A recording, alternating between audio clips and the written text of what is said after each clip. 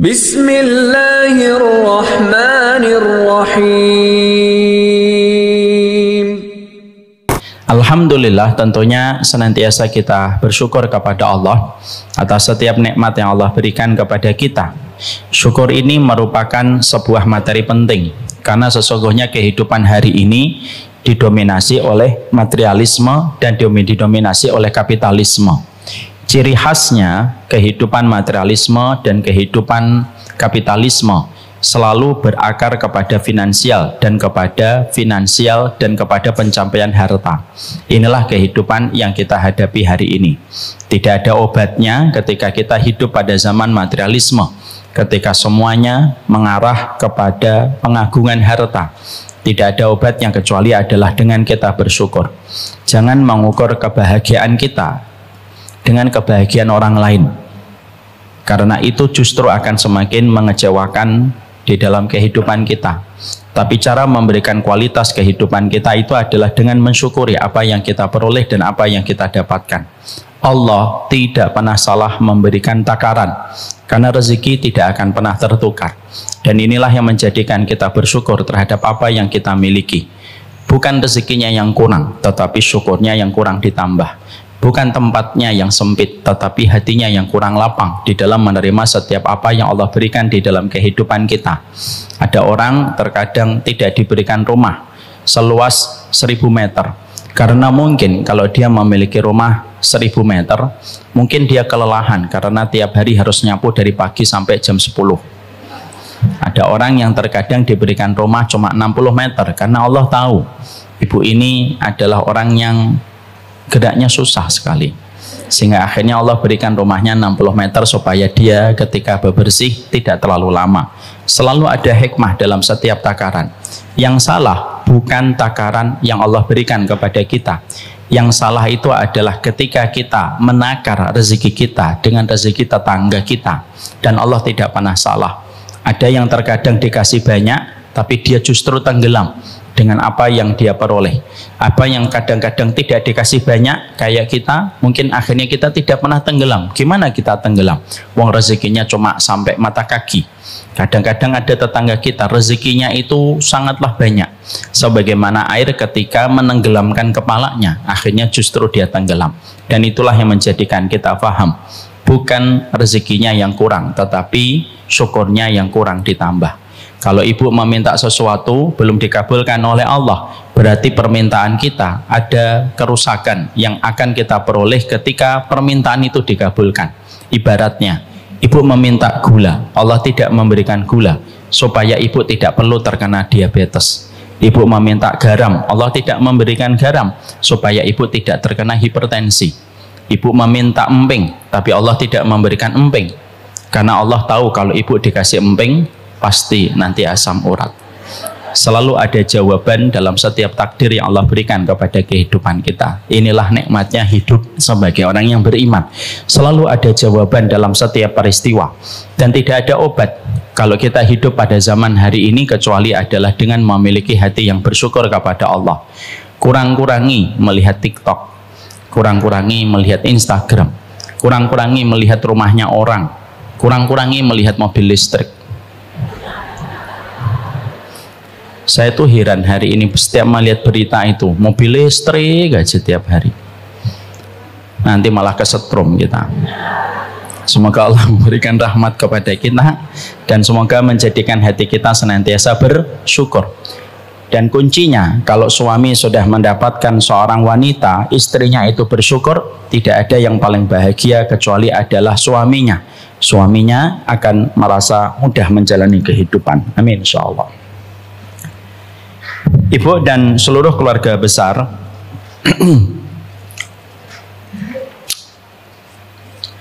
keluarga besar Masjid Al-Munawwarah, kita pada kesempatan hari ini akan melanjutkan perjalanan panjang dan perjalanan maraton kita, bagaimana kita menjaga keluarga kita tercinta dari pusaran fitnah.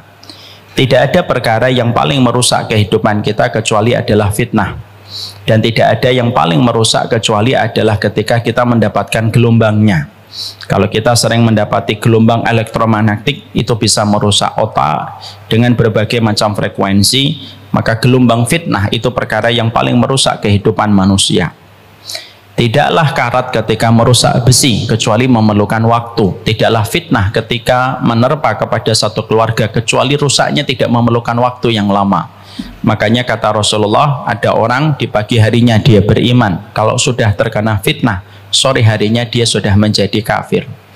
Tidaklah seseorang ketika sore harinya ketika dia beriman kecuali pagi harinya bisa menjadi kafir kalau sudah terkena fitnah. Karena fitnah itu bisa datang dari mana saja. Bahkan terkadang ketika kita mendapatkan ujian pun bisa fitnah yang akhirnya bisa meruntuhkan kita, merubuhkan kita ketika kita tidak mengerti dan kita tidak paham bagaimana menyikapi setiap fitnah yang ada pada kehidupan kita. Inilah pentingnya kita mencari ilmu, karena sesungguhnya tidak ada sikap keimanan yang paling utama kecuali adalah bagaimana kita menjaga diri fitnah di dalam perjalanan kita dan keluarga yang kita cintai. Kita kemarin pada pertemuan yang terakhir kita membahas salah satu di antara identifikasi keluarga pada zaman fitnah itu apa? Tidaklah keluarga itu ketika pada zaman fitnah, kecuali mayoritas setiap keluarga begitu menggampangkan ketika mereka mencari rezeki.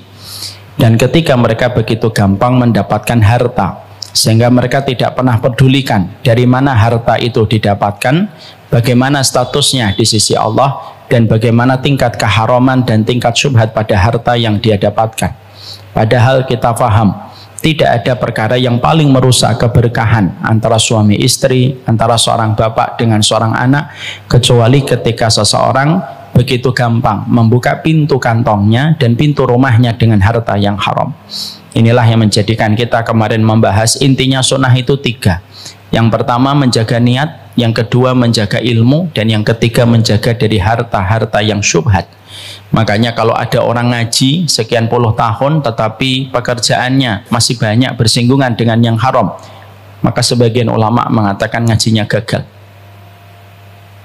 Kalau ada orang mengatakan saya ngaji sudah lama Ustadz 15 tahun tapi pekerjaannya masih semi-semi syubhat, berarti ngajinya kurang memberikan kepadanya berkah. Maka kalau kita berkah ngajinya, kita berkah kajiannya, maka intinya 3. Hati-hati selalu berbicara masalah niat, hati-hati di dalam membicarakan setiap dalil yang menjadi landasan ibadah, dan yang ketiga hati-hati ketika membicarakan masalah harta.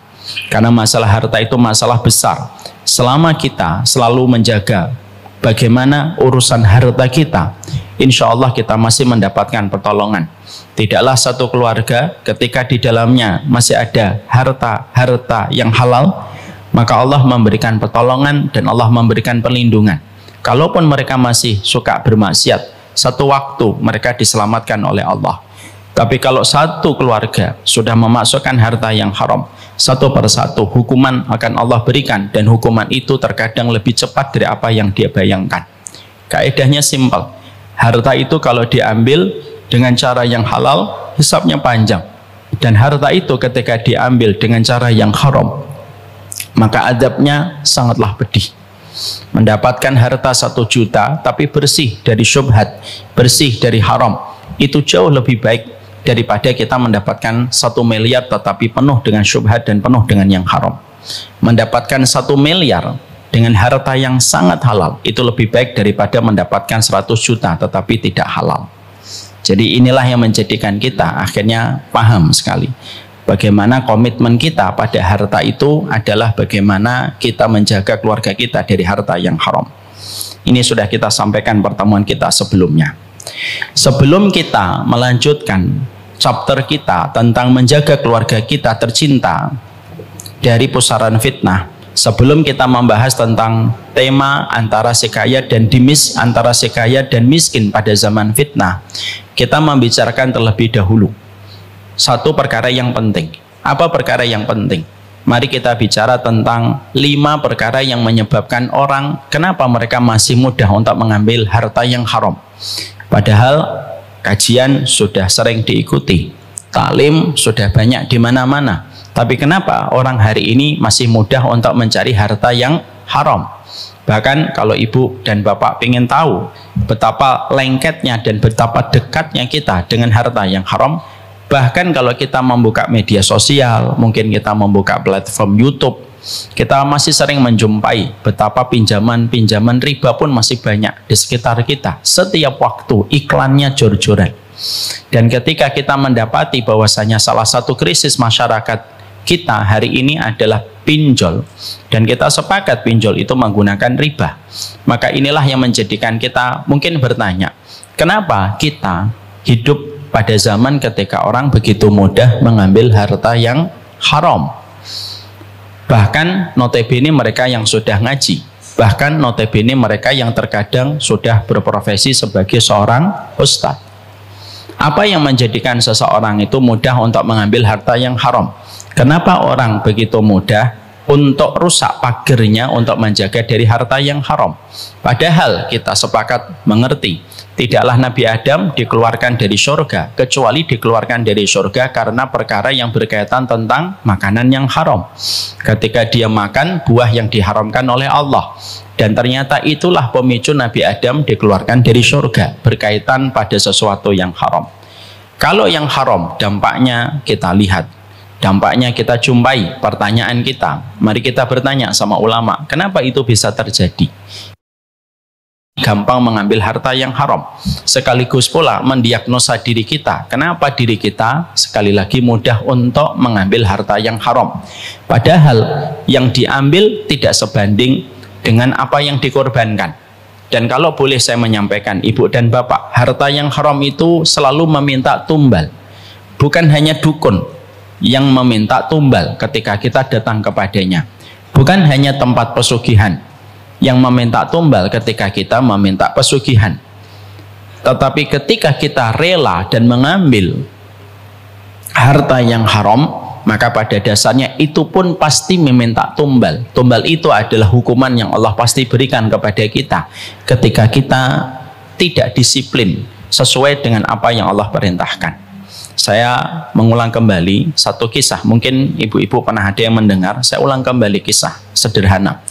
Gimana kita mendapati ada seorang suami istri sudah ngaji kemana-mana, ngaji pakai motor.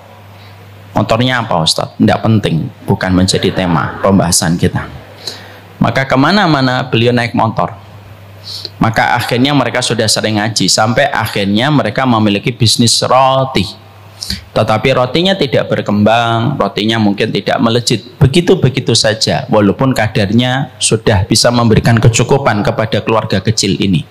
Sampai sang suami ingin membesarkan roti itu dan berkata kepada istrinya, gimana kalau kita mengajukan pinjaman ke teman-teman kita supaya kita bisa memiliki modal membesarkan usaha dan bisnis roti kita? Istrinya mengatakan, silahkan aja bang, moga-moga ada teman-teman yang memberikan pinjaman kepada kita untuk membesarkan bisnis kita. Coba satu, coba dua, coba tiga, ternyata tidak ada satupun yang memberikan pinjaman. Ingat ya Bapak dan Ibu, kalau kita ingin untuk melakukan sebuah kebaikan, selalu ujiannya itu ada.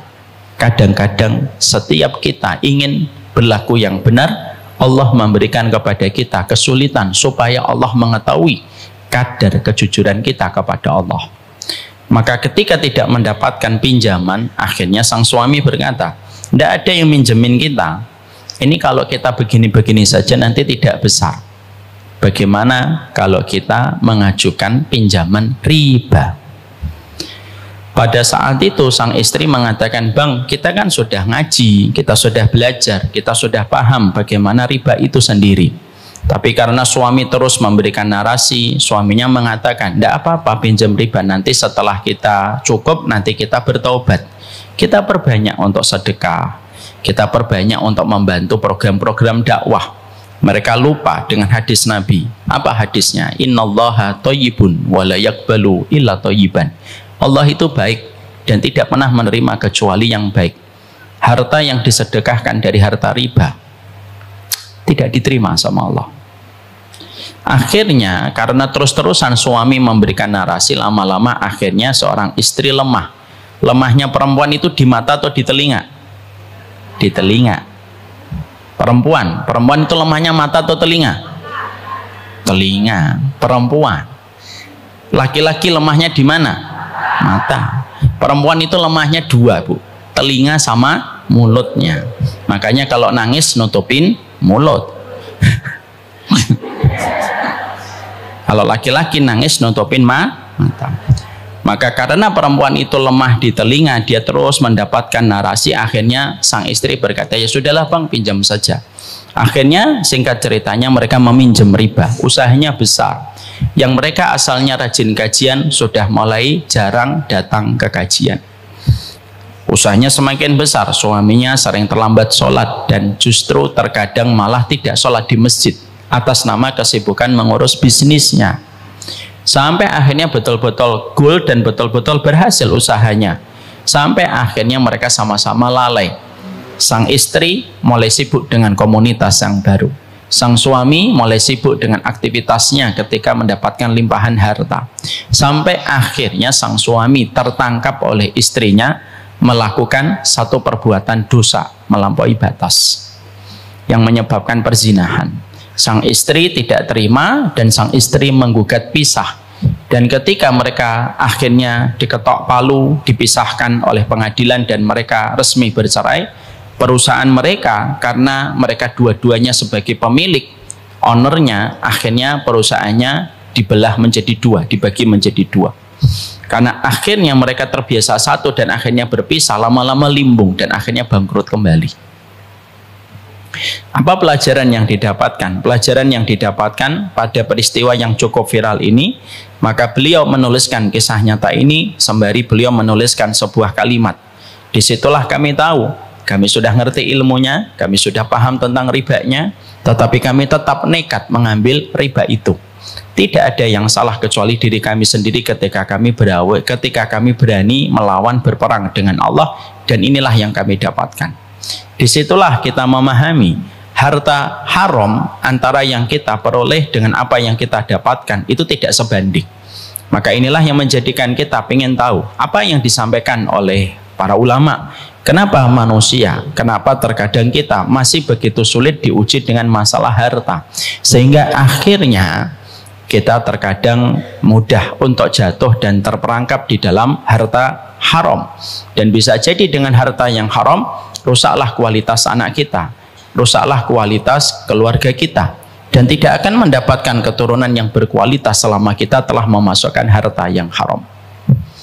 Saya ingat sekali ibu, ketika saya merawat bapak 3 hari sebelum beliau meninggal dunia, tidak ada nasihat yang beliau sampaikan kepada saya dan kepada istri saya, kecuali berulang-ulang dia mengatakan Mita dan Febi. Beliau manggil saya Mita, beliau manggil istri saya Febi. Jangan pernah sekali-kali masukkan harta haram kepada perut anakmu. Ini yang saya ingat sekali. Dan istri saya pun selalu mengingatkan ini. Sekarang mari kita bedah, Bu. Kenapa harta haram itu sekarang begitu mudah? Memang betul hari ini kehidupannya jauh lebih baik daripada 20 tahun atau 30 tahun yang lalu. 1980-an masih sering kita jumpai rumah berdinding bambu.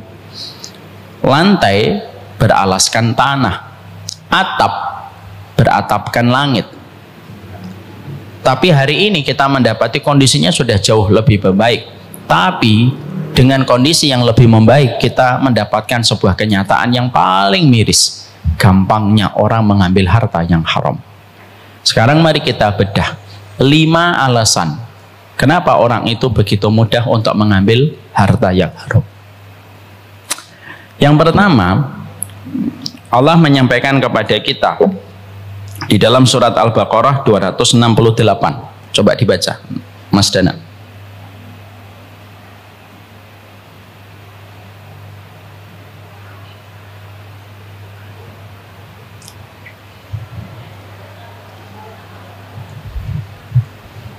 Al-Baqarah 268. Setan menjanjikan atau menakut-nakuti kamu dengan kemiskinan dan menyuruh kamu berbuat keji. Sedangkan ulangi lagi. Setan menjanjikan atau menakut-nakuti kamu dengan kemiskinan dan menyuruh kamu berbuat keji atau kikir. Sedangkan Allah menjanjikan kamu ampunan dan karunia-Nya. Dan Allah maha luas karunia-Nya, lagi maha mengetahui. Ya. Pertama yang menjadikan seseorang itu begitu mudah mengambil harta yang haram, yaitu adalah ketika kita tidak sadar bahwasanya setan itu senantiasa menggelayuti pikiran kita, memasuki hati kita, memasuki jiwa kita, bahwasanya kita itu ditakut-takuti untuk menjadi miskin, dan kita lupa bahwasanya Allah pemberi rezeki yang terbaik pada kehidupan kita selaku seorang hamba. Sehingga disinilah kita paham betul, ternyata yang membuat seseorang begitu mudah mengambil harta yang haram karena ada halusinasi di dalam pikirannya. Kalau saya tidak mengambil harta ini, maka sesungguhnya saya nanti akan mendapatkan kemiskinan. Nanti istri saya tidak makan, nanti anak saya tidak makan, tidak sekolah, dan lain sebagainya. Halusinasi, hal-hal semacam inilah yang menjadikan akhirnya seseorang begitu mudah mereka merambah harta yang haram. Mereka menyangka harta yang haram itu akan bisa memberikan kepada mereka kelapangan dan kecukupan. Tidak. Harta yang haram hanya memberikan kepada kita nominal, tetapi harta yang haram tidak akan pernah memberikan kepada kita kelapangan. Saya ulang kembali, Ibu. Harta yang haram hanya memberikan kepada kita nominal angkanya, tapi tidak akan pernah memberikan kepada kita kecukupan dan kelapangan. Karena kecukupan dan kelapangan itu tidak akan dibawa oleh harta yang haram. Ustadz, fulan ngambil harta yang haram, dia korupsi. Bukankah rekeningnya menjadi 2,7 triliun atau 271 triliun? Iya, angka nominalnya 271 triliun. Tapi kecukupan dan kelapangan tentunya tidak akan dia diperoleh. Dan sesungguhnya seiring dengan waktu harta yang haram itu pasti merusak kualitas satu persatu di dalam kehidupannya ketika harta itu haram. Karena apa? Harta yang haram itu sifatnya merusak. Harta yang baik itu sifatnya mengawetkan. Makanya ketika seseorang mereka sudah ditakut-takutin oleh setan, maka mereka akan cenderung untuk menjadi pelit, tidak mau menitipkan hartanya di jalan Allah, tidak yakin balasan yang Allah berikan nanti di surga, tidak yakin bagaimana kehidupannya di alam barzah kalau dia menggunakan hartanya. Dan itu semuanya tidak lepas dari pengaruhnya setan ketika setan itu senantiasa menakut-nakuti seseorang. Nanti kamu jatuh miskin kalau kamu tidak mengambil harta ini. Dan itulah yang kita khawatirkan. Makanya kita cukup sedih sampai akhirnya ketika ketakutan manusia kepada kemiskinan itu bisa menjadikan seorang ibu mati-matian mendidik anaknya dengan ilmu dunia jauh sebelum dia mendidik anaknya dengan kehidupan akhirat. Karena apa? Sekali lagi takut menjadi miskin. Jadi takut menjadi miskin itu merupakan senjata paling ampuh yang dimiliki setan. Dan Allah menyampaikan ini di dalam surat Al-Baqarah 268. Asy-syaitanu ya'idukumul faqra wa ya'murukum bil fahsya. Setan itu selalu nakut-nakutin kamu jadi miskin. Sehingga ketika ketakutan itu sudah melampaui batas, ketakutan itulah yang menjadikan akhirnya gelap mata, gelap hati untuk mengambil apa saja selama dia tidak jatuh di dalam kemiskinan. Nah, inilah perkara pertama yang menjadikan seseorang itu mereka tidak peduli dengan harta yang haram.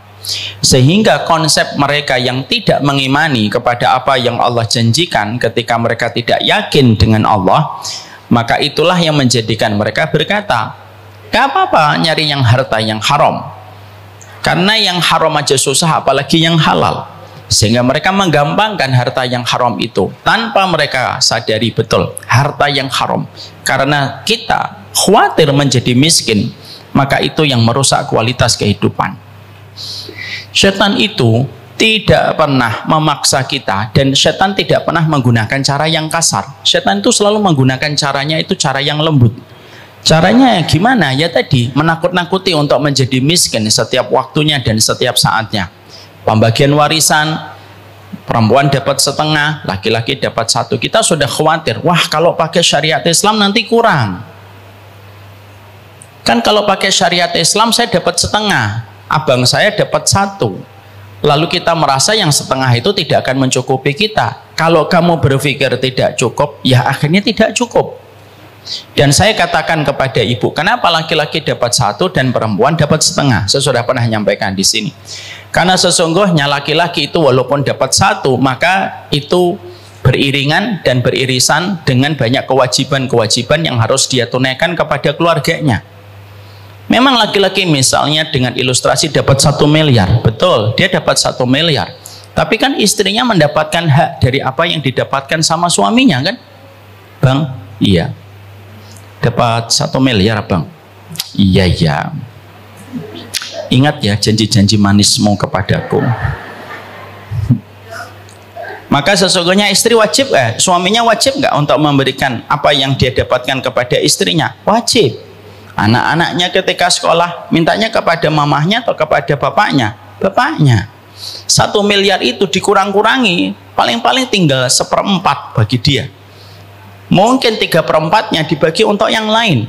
Memang dapat 1, itu pun karena Allah memberikan kepadanya banyak kewajiban. Tapi kalau ibu dapatnya setengah, kami dapatnya cuma 500 juta Ustadz, betul, tapi itu kan miliknya ibu sendiri dan itu utuh. Dan ibu tidak ada kewajiban memberi kepada suami. Kalau suaminya ngomong, mah, iya, dapat warisan ya mah, iya dong. Berapa? 500 jeti. Pinjam ya untuk modal. Maaf, tidak ada pinjaman untukmu. Dosa atau tidak dosa? Tidak dosa, cuma kebangetan aja. Maka sesungguhnya di situ kita mendapati bahwasanya disitulah kita ketika kita khawatir miskin, maka itulah yang menghalangi kita dari banyak hal. Khawatir miskin tidak mau haji, khawatir miskin tidak mau umroh, khawatir miskin tidak mau berbagi, khawatir miskin ngambil yang haram. Karena apa? Takut miskin itu ternyata senjata paling sakralnya setan, sehingga akhirnya orang kehilangan harapan dan kehilangan keimanan dia kepada Allah karena takut miskin. Maka kaya, terkadang orang itu semakin kaya, terkadang justru semakin pelit. Kadang-kadang ibu punya uang cuma 500.000, bisa ngasih orang itu 200.000 atau 150.000. Tapi kalau ibu sedang memiliki misalkan 100 juta, ngasih orang 1 juta itu rasanya berat sekali. Betul atau tidak? Nggak usah ngomong betul, saya tahu itu pasti betul. Karena terkadang semakin Allah memberikan kepada kita harta, kalau tidak diimbangi dan disikapi dengan ilmu, maka bayangan menjadi miskin itu selalu ada. Dan kita akhirnya apa? Hidupnya hanya khawatir bahwasanya yang genap menjadi ganjil. Sudah 1 M, nanti kalau saya kasih 50 juta, nggak jadi 1 M. Jadinya 950 juta. Nggak enak di rekening 950 juta. Maka akhirnya Allah mengabadikan bahwasanya asyaitanu ya'ikutukumul faqra. Setan itu menakut-nakuti kamu jadi miskin, akhirnya ngambil yang haram. Rumah ini harganya berapa? Rumah ini harganya 500 juta. Tabunganmu berapa? Tabungan saya 100 juta. Setan datang, ayo minjem riba. Kalau kamu dan rumah ini tidak akan pernah kebeli. Kalau kamu nabung sampai 5 tahun, mungkin tabunganmu menjadi 500 juta, tapi harga rumah ini pasti sudah menjadi 800 juta. Harus pakai riba, nggak bisa sekarang itu kalau beli rumah nggak pakai riba. Akhirnya apa? Karena kita khawatir rumah itu tidak jadi milik kita dan kita khawatir nanti ngontrak terus. Akhirnya apa? Kita mengambil riba. Tanpa kita sadari kalau rumah itu milik kita, walaupun tidak pakai riba pun akan tetap menjadi miliknya kita. Demi Allah, Bu.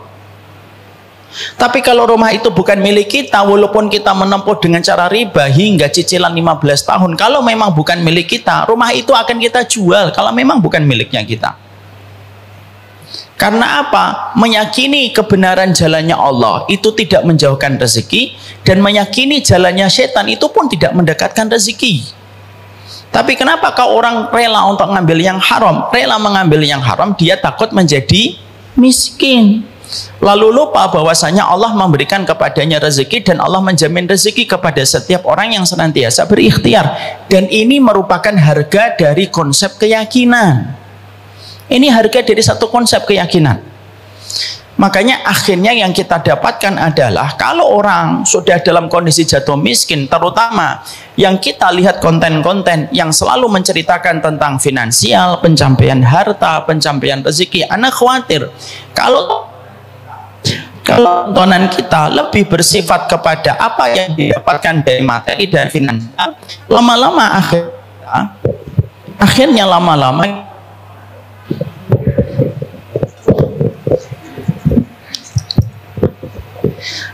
lama-lama kita terpengaruh, dan ketika kita khawatir menjadi miskin, itulah yang menjadikan kita akhirnya mengambil harta yang haram. Kekayaan dan kemiskinan itu tidak boleh mempengaruhi kita, Bu. Dan ini juga kepada Ustadz. Ingatkan Ustadz, jangan terpengaruh oleh kekayaan dan kemiskinan di dalam kita memberikan ilmu dan memberikan kajian.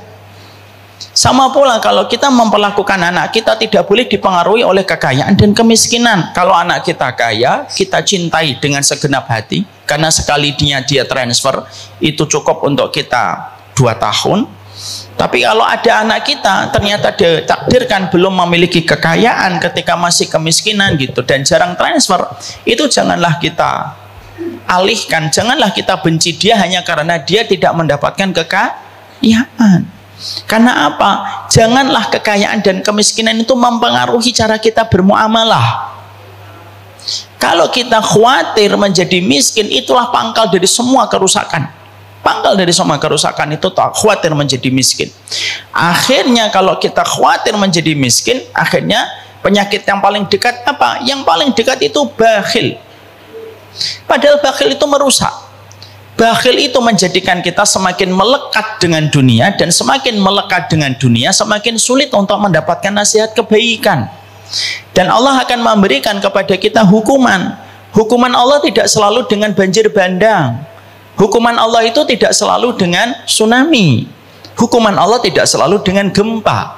Kadang-kadang hukuman dari Allah itu apa? Kamu diberikan harta yang banyak, tapi harta yang banyak itu semakin menjadikan kamu gandrung dengan dunia, bermaksiat kepada Allah menjadi semakin sering, tetapi kamu tidak memberikan kontribusi untuk memberikan manfaat kepada orang di sekitar kamu. Dan itu pun termasuk hukuman dari Allah. Makanya kita buka di dalam surat Al-An'am 44. Tolong dibaca. Al-An'am 44. Dicari di Google biar cepat.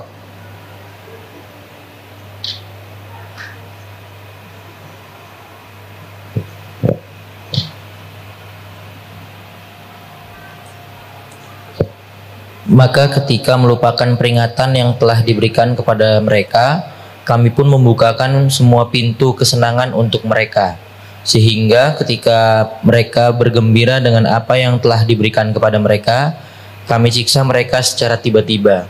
Maka ketika itu mereka terdiam putus asa. Tuh. Allah menyampaikan kepada kita, falamma nasu ma dzukiru bihi fatahna alaihim abwaaba kulli syai'in.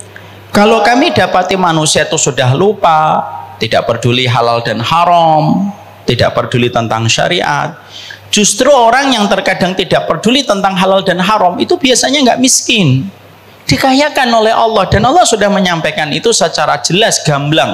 Bagaimana Allah memberikan narasi untuk menjadikan kita bisa membaca. Kalau manusia sudah lupa dengan syariat, tidak peduli dengan halal, tidak peduli dengan haram, tidak peduli dengan keimanan hari akhir, fatahna alaihim abwaaba kulli syai'in, maka kami akan bukakan pintu-pintu kesenangan duniawi untuk mereka. Yang hartanya asalnya cekak dibuat lebih, yang asalnya hartanya sedikit dibuat banyak, hartanya asalnya kurang makin ditambah oleh Allah. Dan itu yang Allah sampaikan. Fatahna alaihim abwaaba kulli syai'in hatta idza farihu bima utu akhadnahum baghtatan fa idahum mublisun. Kalau mereka sudah bersenang-senang di harta-harta yang kami bukakan untuk mereka, ketika mereka takut miskin, mereka akhirnya melabrak setiap apapun yang diharamkan oleh Allah. Pada saat itulah ketika bersenang-senang matilah mereka, dan ketika mati mereka mempertanggungjawabkan semuanya di hadapan Allah. Itu yang kita khawatirkan. Kaya itu tidak aib, miskin tidak otomatis menjadikan kita mulia. Tapi kalau kaya dengan mengambil harta yang haram, tidak peduli yang syubhat, dan kita menutup telinga kita untuk mendengarkan nasihat, itu yang jadi aib. Islam tidak pernah mengharamkan kita untuk menjadi kaya. Nanti kita akan bahas, setelah membahas 5 poin ini, kita akan bahas antara si kaya dan si miskin. Tapi kalau kekayaan itu hanya menjadikan kita akhirnya mengumpulkan apa saja tanpa kita pedulikan kebersihan dari harta yang kita peroleh, maka itulah yang menjadikan kita paham rusaknya keluarga kita itu dimulai dari harta yang haram. Kalau ada laki-laki yang bisa berzina, itu biasanya ada kaitannya dengan harta yang haram. Kalau ada seorang perempuan, anak seseorang yang dia mudah dizinai sama orang, padahal perempuannya cantik, anaknya cantik, pinter, tapi kenapa kok mudah dizinai sama laki-laki? Itu mungkin ada kaitannya dengan harta yang haram. Harta yang haram dan minuman yang haram, ibu dan bapak, kalau sudah masuk ke dalam lambung, fungsi dari harta itu akan melambe-lambe kepada kemaksiatan. Dia akan melambe-lambe kepada kemaksiatan. Ketika ada seseorang disuapin dengan harta yang haram, disuapin dengan harta yang haram, daging-dagingnya itu akan terbentuk untuk satu frekuensi dengan neraka. Kalau dia satu frekuensi dengan neraka, apa yang menjadi frekuensi neraka itu? Zina, khamr, tidak punya empati, sadis, brutal, ngebully, itu semuanya dari harta yang haram. Karena itu sifatnya neraka. Makanya terkadang, maaf sekali, kalau kita mendapati ada anak membuli dan punya kebiasaan membuli dari kecil, itu bisa jadi bukan hanya karena dia menonton konten-konten violence, tapi bisa jadi itu memang dari harta yang haram. Jadi yang harta yang haram yang kita berikan kepada istri dan harta yang haram yang kita berikan kepada anak membentuk daging nabata. Nabata itu membentuk daging yang menjadi tumbuh satu frekuensi dengan neraka. Dan itu yang paling mengerikan. Pernah nggak kita mikir, ada kenapa ya perempuan cantik begitu mudah dizinai? Ada perempuan cantik itu seakan-akan, maaf, harganya seorang wanita itu adalah pada kehormatannya. Perempuan dilihat masa lalunya, laki-laki dilihat masa depannya. Itu sudah kaidah kehidupan, tidak bisa diapa-apakan itu. Tapi kenapa kita kadang-kadang menjumpai ada artis diberikan oleh Allah fisik yang menawan, wajah yang rupawan, tapi mudah berzina. Mudah berzina dia dengan siapapun karena harta yang haram. Karena fitrahnya manusia itu tidak ada yang mau berzina. Kenapa? Fitrahnya perempuan itu kalau dia mengenal zina itu dia benci. Kenapa? Karena dia yang paling dirugikan. Karena akan terjadi sebuah catatan masa lalu yang tidak baik. Kenapa ada perempuan akhirnya mudah berzina? Karena daging-daging yang membentuk pada dirinya itu dari harta yang haram. Akhirnya dia ketika mendapatkan frekuensi-frekuensi yang mengarah kepada neraka, telinganya lebih sensitif, pikirannya lebih sensitif kepada neraka dan panggilan-panggilan neraka. Membuli itu frekuensi neraka. Zina itu frekuensi neraka. Dan itu yang kita dapatkan. Makanya kenapa kita harus berkata kepada diri kita sebagai laki-laki dan kita berkata kepada suaminya, Bang, tolong jaga harta kita dari yang haram. Sekalinya kamu membawa harta haram karena kamu takut miskin, maka anak kita yang jadi korban. Anak kita jadi tidak punya proteksi kepada dirinya sendiri. Kalau dia tidak punya proteksi karena seluruh yang dia makan ini harta yang haram dan Allah tinggalkan. Kalau Allah sudah tinggalkan, siapa yang menyambar seorang hamba kalau sudah ditinggalkan oleh Allah? Kalau ada seorang anak sudah ditinggalkan oleh Allah karena telinganya, tangannya, kakinya, semuanya itu terinput dari harta yang haram, ditinggalkan oleh Allah karena Allah tidak pernah menyapa orang yang mereka itu memiliki keharaman dalam dirinya. Yang menyambarnya siapa kalau bukan setan kalau Allah sudah meninggalkan? Kaidah kehidupan itu simpel, ibu dan bapak. Kalau kita nggak dijaga sama Allah, pasti disambar sama setan. Coba kita lihat, kalau nggak dzikir, pasti ujungnya scrolling. Loh, saya nggak ngomong ibu, saya ngomongnya di sana. Tapi yang di sana pindahan dari sini. Itu kaidah kehidupan tuh begitu. Makanya inilah yang menjadikan kita, kenapa pada zaman fitnah penjagaan kita itu terletak pada harta yang haram. Cukuplah kita disebut sebagai umatnya Nabi itu ketika tidak makan harta yang haram. Dan setan kenapa begitu mudah memperdaya kita untuk makan harta yang haram?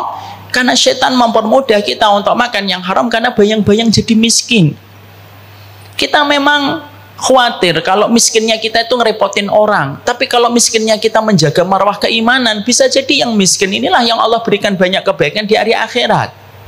Yang kita khawatirkan bukan miskinnya, yang kita khawatirkan bukan kayanya. Tapi kita tidak paham maknanya terhadap kemiskinan dan kekayaan yang Allah berikan kepada kita.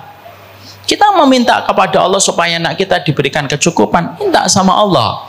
Tapi yang paling penting membangun basic kepada dirinya, bagaimana kalau tiba-tiba angin kehidupan tidak berpihak kepadanya. Saya tuh pingin sekali ngajarin anak saya, makanya ngajarin anak saya itu sama istri, walaupun masih jauh dari kata sempurna. Kita ngajarin jangan beli barang kecuali sudah rusak ya nak. Kenapa sih Bi? Kan Abi punya rezeki. Iya, Abi punya rezeki. Supaya kamu paham caranya menyikapi kehidupan kalau anginnya tidak bertiup kepadamu di masa mendatang. Kalau akhirnya anak kita tahu bagaimana cara mereka bersahabat dengan keterbatasan, anak kita baik-baik saja. Tapi kalau anak kita tidak paham bagaimana bersahabat dengan kekayaan dan kemiskinan dengan caranya Allah, itu merusak itu. Itulah kenapa hari ini banyak perempuan rela operasi plastik, pamer di podcast, bahkan bagian sensitif dari tubuhnya pun dia ceritakan tanpa dia merasa risih. Fitrah mana ini? Yang hilang itu fitrah mana? Saya pernah menjumpai ada seorang yang menceritakan operasi plastiknya itu tanpa dia malu sama sekali. Bukan hanya pada face-nya, tapi bagian sensitif dari tubuhnya pun dia ceritakan mengalami operasi plastik. Lalu dia tanpa merasa memiliki perasaan malu. Padahal fitrah ini merupakan basic dalam kehidupan seorang wanita. Tapi itulah setan. Asyaitanu ya'idukumul faqra. Setan itu menakut-nakuti kamu menjadi miskin. Lah perempuan semacam ini yang sudah membalut tubuhnya dengan berbagai macam supaya dia bisa mendapatkan kekayaan dan lelaki kaya, lah sekalian nanti dia didolimi, nangis di depan publik. Ya tidak salah nangis di depan orang juga tidak salah. Tapi kenapa sih kalau kamu memang sudah memproklamirkan tentang zina, kenapa kamu harus nangis dengan zinamu di depan orang? Ada orang bangga dengan zinanya, tapi ketika dia mendapatkan sesuatu dari hasil zinanya dia nangis. Kan nggak adil buat kita sebagai rakyat. Paham maksud saya? Paham maksud saya? Orang yang sudah memproklamirkan zina, lalu dia mendapatkan hasil dari zinanya, lalu dia nangis, itu menurut saya tidak adil. Berarti dia tidak konsisten dengan apa yang dilakukan. Kecuali ada perempuan baik-baik yang mereka melakukan perkara itu dan akhirnya mereka mendapatkan penipuan atau mendapatkan kekerasan. Itu beda perkara. Semua kita harus memberikan empati. Tapi itulah kenyataan yang hari ini terjadi. Makanya ngeri hari ini. Ngeri sekali. Ada orang di sawer pun bisa memproklamirkan apa yang dia dapatkan dari saweran. Makanya akhirnya membentengi anak kita bahwasanya konsep rezeki yang benar itu kayak apa, itu penting. Saya sama anak saya nomor 2 itu saya sampaikan mana profesi yang boleh dan mana profesi yang tidak boleh. Ya, saya sampaikan bang, ini profesi yang boleh ya, ini profesi yang tidak boleh. Tertarik apapun kamu dengan profesi ini, Abi tidak ridho kamu mengambil profesi ini. Kalau profesi ini silahkan, apapun selain dari profesi ini silahkan. Yang dilarang selalu lebih sedikit daripada yang dihalalkan. Kita diharamkan dari khamr, yang dihalalkan lebih banyak. Ini bukan berarti ini khamr ya, ini kopi. Yang diharamkan alkohol, yang boleh apa? Es jeruk, es teh. Yang di sini nggak ada es jeruk, nggak ada es teh. Yang diperbolehkan selalu lebih banyak. Maka disitulah kita akhirnya memahami kenapa orang ngambil harta yang haram. Maka itu berdasarkan kepada surat Al-Baqarah 268, jatuh miskin. Ibu-ibu, saya minta tolong banget, ibu-ibu itu partnernya kami para dai. Karena yang menyampaikan ilmu pertama kali itu ibu-ibu sebelum bapaknya. Sampaikan kepada anak-anak kita, nak, miskin dan kaya itu takdir dari Allah. Yang penting kamu tetap berusaha. Kamu berikhtiar, apakah nanti nasibnya kamu sama kayak bapakmu, kaya raya? Ibu juga tidak bisa menjamin. Tapi kalau kamu miskin tetapi kamu menjaga untuk tidak meminta-minta, itu mulia. Kalaupun kamu menjadi kaya tetapi kamu bersyukur, itu juga mulia. Tapi apapun kehidupan yang nanti kamu akan dapatkan ketika angin tidak bertiup kepada hidupmu, kalau angin tidak bertiup kepada hidupmu, jangan marah sama Allah. Lu hari ini Gen Z, Bu, saya mendapati Gen Z itu banyak yang marah sama orang tuanya gara-gara orang tuanya cuma tukang ojol. Pernah dapetin videonya? Ada seorang anak perempuan marah-marah sama bapaknya gara-gara bapaknya cuma tukang ojol. Naudzubillah min dzalik. Ada yang marah-marah karena bapaknya tukang sapu di pinggir jalan. Itu yang kita harus sampaikan. Makanya kita harus memegang. Kita harus ngelawan sebuah narasi dan sebuah tayangan yang dibuat oleh setan. Setan itu nakut-nakutin kamu jadi miskin. Kita terlalu lama ngelihat kekayaan orang, Bu. Lama-lama kita jadi benci miskin. Ibu lihat tiap waktu, artis ini beli Ferrari, artis ini punya rumah di sini, artis ini punya rumah di planet ini, artis ini punya rumah di sini. Itu ngerusak itu. Beneran ngerusak itu. Bukan rusak kontennya, enggak, ngerusak untuk kitanya. Kenapa? Akhirnya ketika kita melihat itu terus menerus, akhirnya kita benci miskin. Ada nggak artis yang mereka memperlihatkan kemiskinannya? Nggak ada, Bu. Tayangan itu nggak ada. Kita janganlah sampai ketika pada zaman hari ini ketika muncul dengan berbagai macam tayangan dan konten, pilihlah konten yang betul-betul bermanfaat untuk kita. Ini konten bagus untuk saya, ambil. Konten ini tidak bagus untuk kita, cukup. Ada orang kaya yang menampilkan, ada orang kaya yang memperlihatkan bagaimana dia memiliki kontribusi untuk orang di sekitarnya, ambil, tidak apa-apa itu.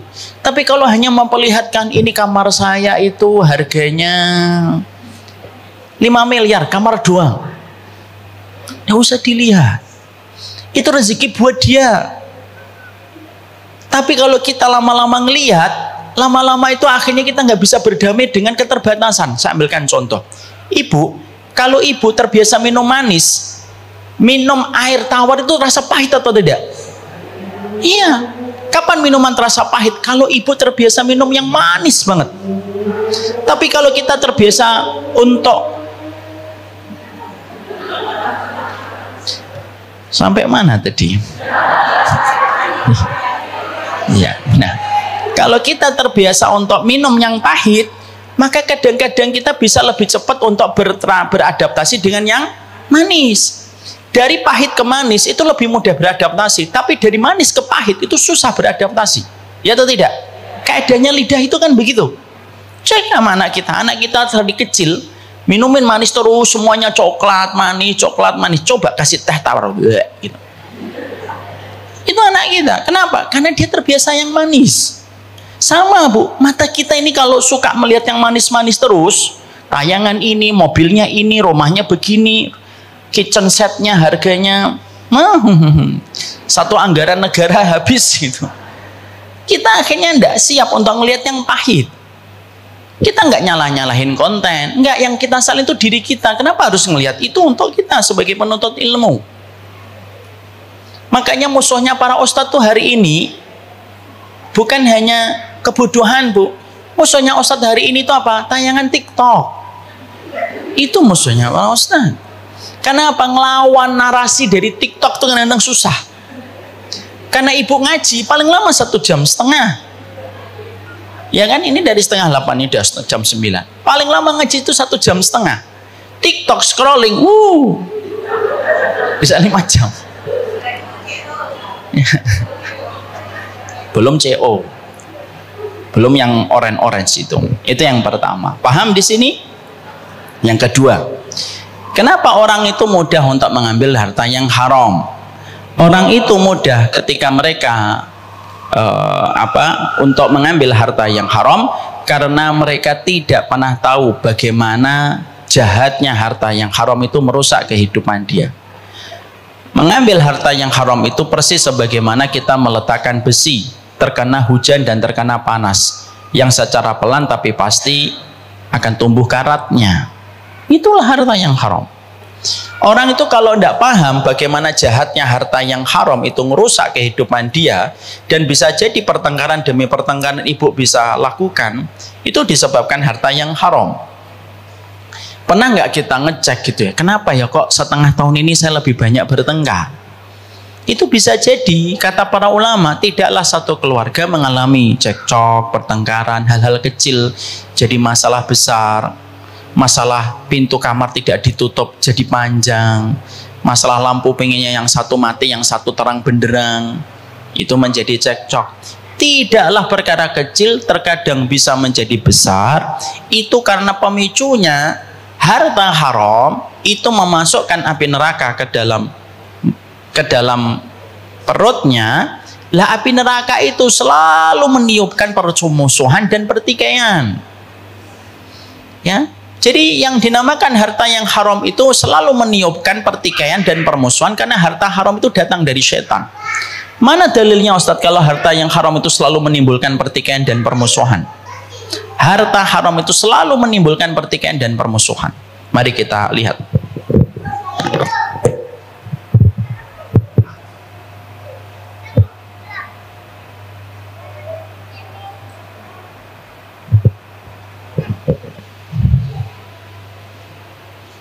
Kita lihat di dalam surat Al-Maidah ayat 91.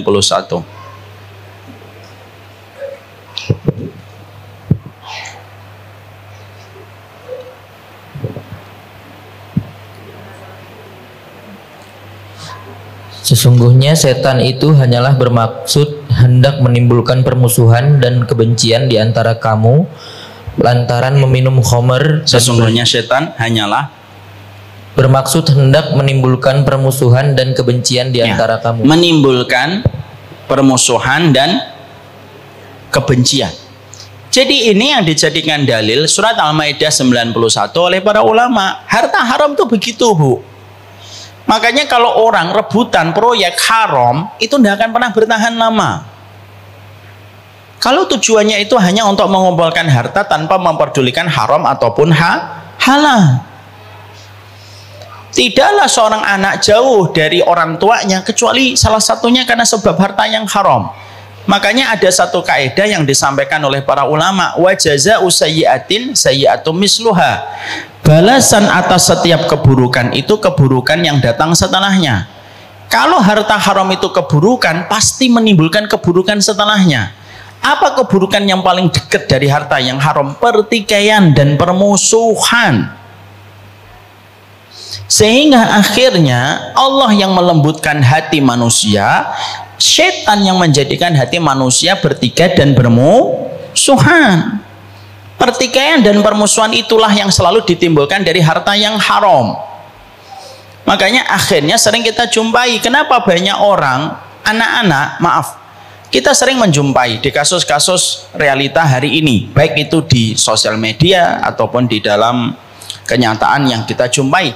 Banyak orang kaya raya mentreat anaknya dengan banyak sekali fasilitas-fasilitas mewah, tapi ternyata bondingnya dengan orang tua itu lemah sekali. Bisa jadi itu harta yang haram. Saya pernah mendapati kisah nyata sekitar 2 pekan yang lalu. Ada seorang ibu-ibu cerita, dia punya teman. Temannya ini punya anak perempuan. Anak perempuannya itu diletakkan di Swiss, Bu. Dari SD, SMP, SMA, kuliah di Swiss. Tapi setelah orang tuanya itu mulai renta dan dia sudah selesai kuliah di Swiss, lalu kerja dan kerjanya di Indonesia, baru aja pulang setahun 2 tahun, dia langsung menempatkan orang tuanya itu di panti jompo. Ketika ditanya, "Loh, kamu kok tempatkan orang tuamu di panti jompo gitu?" "Iya, enggak apa-apa. Toh saya juga nggak pernah bareng sama dia kok selama ini. Kan saya selama ini dari kecil sampai besar di Swiss."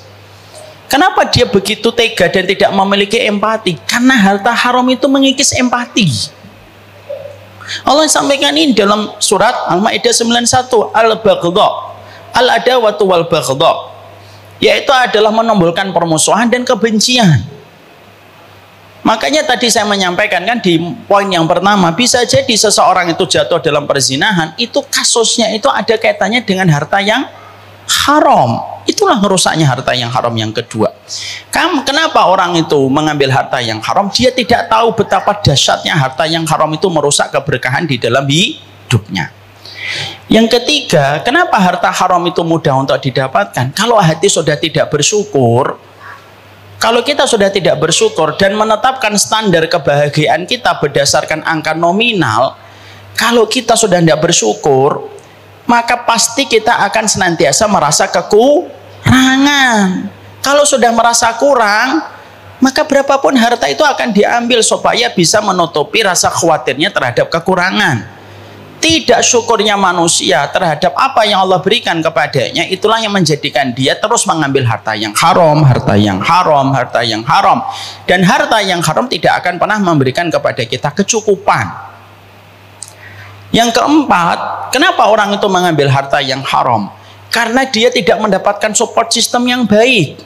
Istrinya tidak pernah menasehati, anaknya tidak pernah memberikan masukan. Bahkan istrinya yang selalu merongrong supaya suaminya itu bisa mendapatkan harta sebanyak mungkin, sehingga akhirnya suami itu gelap mata. Kenapa? Karena sekalinya dia pulang tidak membawa harta yang halal, maka pasti istrinya itu membuka front pertempuran, sehingga akhirnya tidaklah seorang laki-laki ngambil yang haram itu karena kondisi seorang istri yang tidak memiliki sikap qanaah. Makanya ibu, saya sampaikan, saya tuh pengen mendidik ibu, tidak apa-apa, saya tiap bulan datang dari Bekasi ke sini, walaupun jauh sekali. Dan kalau libur saya dikritik, tidak apa-apalah. Saya senang datang ke sini, tapi salah satu yang pengen saya sampaikan, ibu harus menjadi support system untuk suaminya.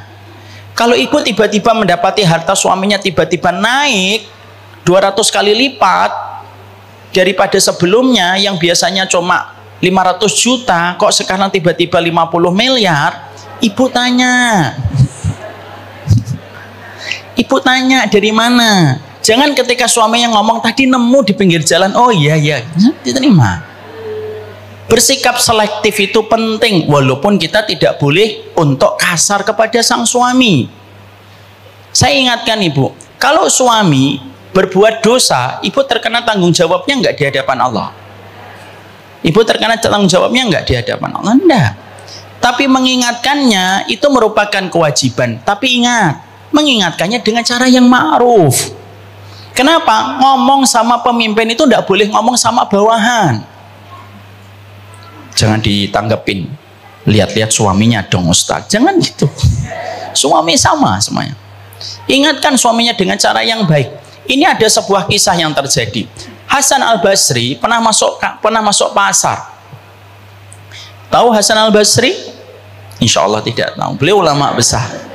Setelah masa para sahabat, Hasan Al-Basri itu masuk ke pasar. Lihat orang jualannya itu brutal jualannya.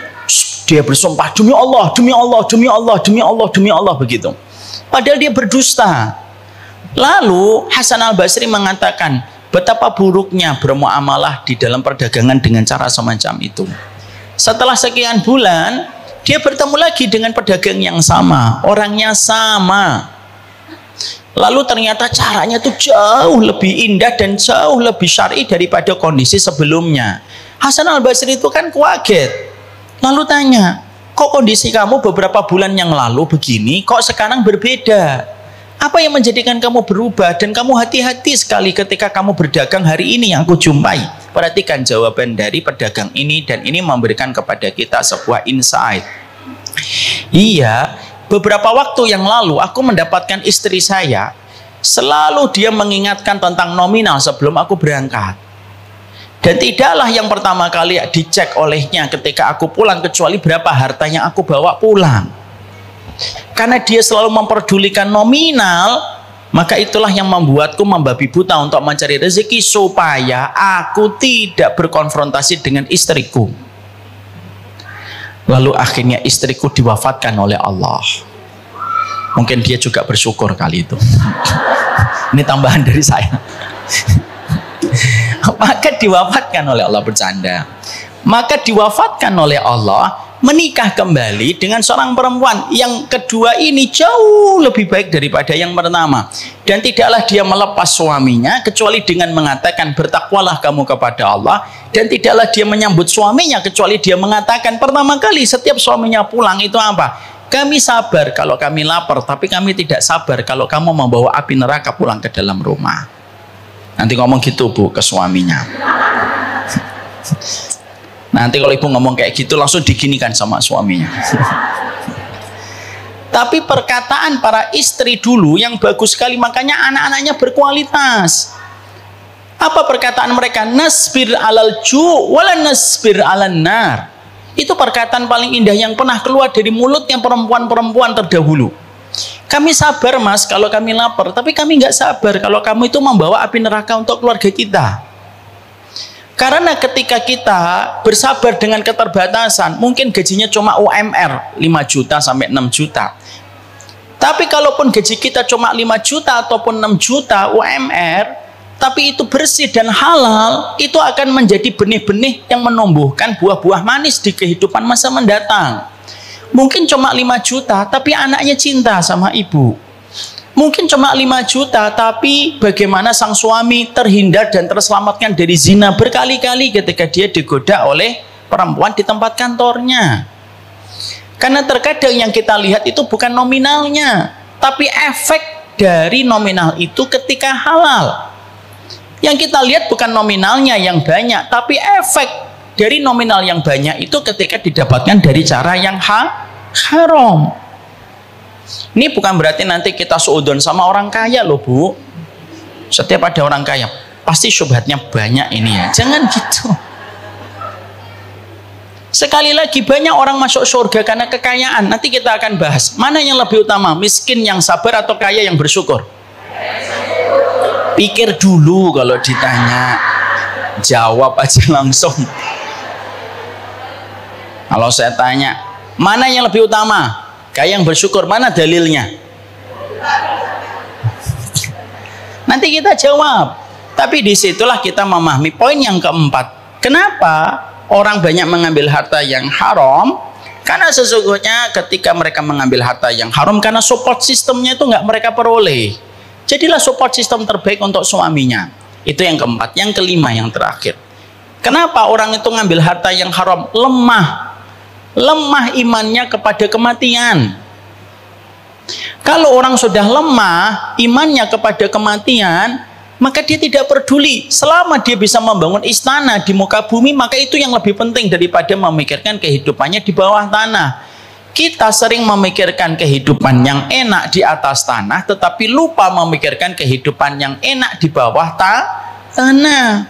Jangan membabi buta mendapatkan dunia sampai cara yang haram, karena ketika mati semuanya itu hanya menjadi mimpi. Kata Umar bin Khattab, kamu nyari mati-matian, nyari dunia dengan cara yang haram, itu kayak kamu menggenggamnya di waktu kamu bermimpi. Setelah kamu mati, hartamu dari timur ke barat tidak ada satupun yang ada di telapak tangan ketika kita sudah di bawah tanah. Itu yang kita harus ingat.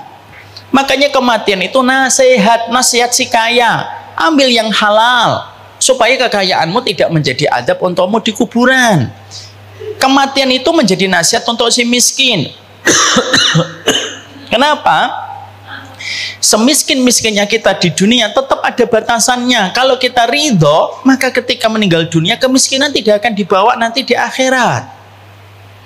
Dan itulah mari kita perbaiki cara kita. Si kaya belum tentu mulia, si miskin belum tentu hina. Sebaliknya, si miskin belum tentu mulia, si kaya belum tentu hina. Itu tergantung kita. Tapi penjagaan kita sama harta itu termasuk salah satu poin yang ditekan oleh Nabi. Kalau ingin menjadi keluarga muslim yang selamat pada zaman fitnah, perhatikan masalah perputaran rezekimu, hartamu. Karena itulah yang membedakan orang yang menjadi umatnya Nabi dengan orang yang tidak menjadi umatnya Nabi. Yang membedakan antara kita iman hari akhir dengan iman kapitalisme itu beda. Makanya maaf, saya paling tidak setuju kalau banyak ustadz selalu menarasikan setiap perintahnya Allah selalu dibawa dalam konteks kekayaan. Kita ini bukan agama materialisme. Sholawat nanti biar kaya, sodakoh biar kaya, tahajud biar kaya. Loh terus semuanya kalau kaya, terus siapa yang jualan es kelapa? Kaya dan miskin itu fitrah kehidupan. Seakan-akan ada banyak ustadz tuh seakan-akan kalau miskin tuh hina gitu loh. Miskin tuh ndak hina kok, selama kita memiliki keimanan. Kita itu agama yang beriman kepada hari akhir. Apa fungsinya beriman kepada hari akhir? Ya tidak mati-matian untuk membela kehidupan di dunia yang sejatinya pasti kita tinggalkan. Apalagi sekarang.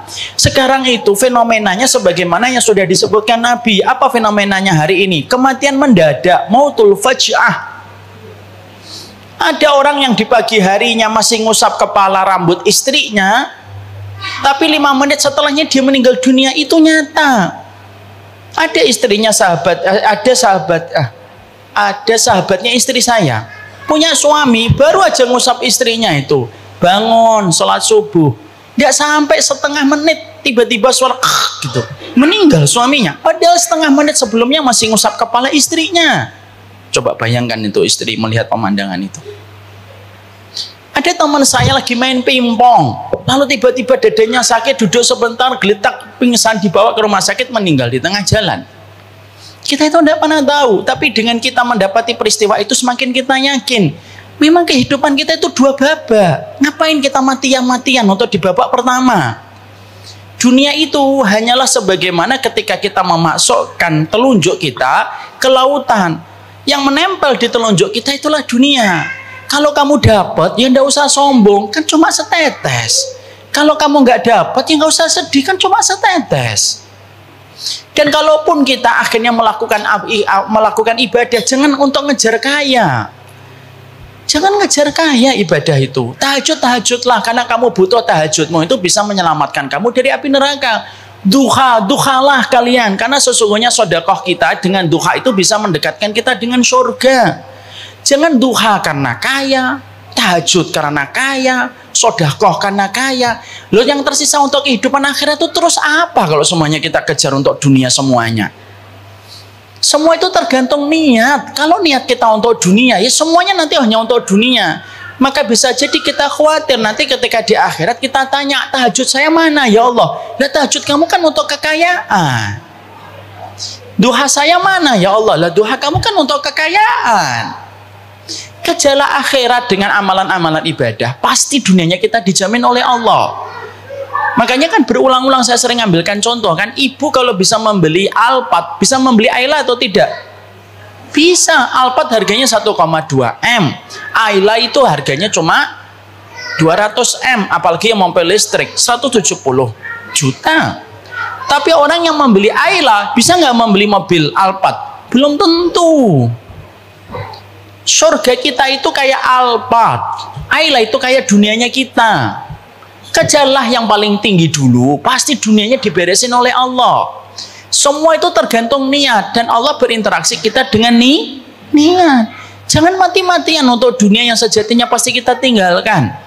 Kata Umar bin Khattab, kamu ngejar dunia siang, pagi, dan malam, ketika mati itu sebagaimana kamu itu bermimpi, dan mimpi itu tidak lagi membekas di akhirat. Apakah orang, pernah ditanyakan ke ulama, apakah orang itu nanti ingat berapa rekening yang dia tinggalkan ketika sudah mati? Tidak ingat, dia cuma ingat dulu dia lapang hartanya. Tapi dia tidak akan ingat tasnya apa aja, mobilnya apa aja, sertifikatnya berapa, itu tidak akan ingat. Yang pasti dia ingat itu yang paling penting kalau sudah mati. Apa yang paling penting? Amal solihnya, itu yang paling dia ingat pertama kali. Kalau kita di dunia sekarang kan enggak, kebalikan. Yang paling kita ingat berapa? Rekeningnya, mutasinya, kredit dan debitnya. Tapi amal kita sering lupa. Nanti ketika orang itu mati, yang paling diingat itu amal solihnya yang kurang di mana saja. Ya Allah, taklimnya, coba saya lebih lama taklimnya, coba saya lebih lama dzikirnya, saya coba lebih lama tilawahnya, itu yang paling diingat. Rekening terakhir ketika dia meninggal dunia, kata para ulama, dia tidak akan ingat. Kenapa? Guncangan kematian menjadikan dia lupa tentang semua urusan dunia. Kenapa? Dia sibuk memikirkan yang paling penting. Orang itu kalau berhadapan dengan sesuatu yang paling menegangkan, yang paling dia ingat itu ya tentang dirinya sendiri. Contoh, ada orang naik mobil mau tabrakan, jarak antara mobilnya dengan mobil yang paling depan itu tinggal sejarak setengah detik. Maka ketika akan tabrakan dan terjadi benturan, yang diingat oleh orang ketika dia mengetahui kondisi itu, yang diingat siapa? Dirinya atau orang lain? Dirinya sendiri. Dia nggak ingat handphonenya merek apa, dia nggak ingat rumahnya sertifikat luasnya berapa, nggak ingat. Kenapa? Karena saat itu tidak ada yang paling penting kecuali keselamatan dirinya ketika mau tabrakan. Nah, urusan kematian di alam barzah itu jauh ribuan kali lipat daripada kondisi menegangkan ketika orang mau tabrakan, sehingga dia tidak ingat apapun. Dan itu jawaban para ulama. Ada nggak orang kalau mati masih ingat berapa rekeningnya, berapa luas meter rumahnya? Tidak akan ingat. Supaya kita paham, kita hidup pada satu agama yang tidak pernah bosan menasihati kita. Kamu hidup pada dua babak, dan jangan lupakan babak kedua, lalu mati-matian mengejar babak yang pertama. Wassalamualaikum Muhammad. Maka lain kesempatan pada bulan berikutnya baru kita akan kaji antara si kaya dan si miskin. Mana yang lebih utama? Si miskin yang bersyukur atau si kaya yang bersyukur atau si miskin yang bersabar? Tapi sebelum saya sampaikan itu, nanti pada materi kita 1 bulan mendatang, saya cuma sampaikan, ibu tahu dan bapak tahu apa seburuk-buruk istidraj. Istidraj itu kan kita paham. Seburuk-buruk istidraj adalah orang ketika miskinnya tidak menjadikan dia taat. Seburuk-buruknya istidraj. Barakallahu fikum, ini yang dapat saya sampaikan. Semoga Allah memberkahi kita. Saya pada kesempatan hari ini mungkin tidak membuka pertanyaan dulu. Semoga Allah menuntun kita kepada apa yang Allah cintai dan apa yang Allah ridhoi.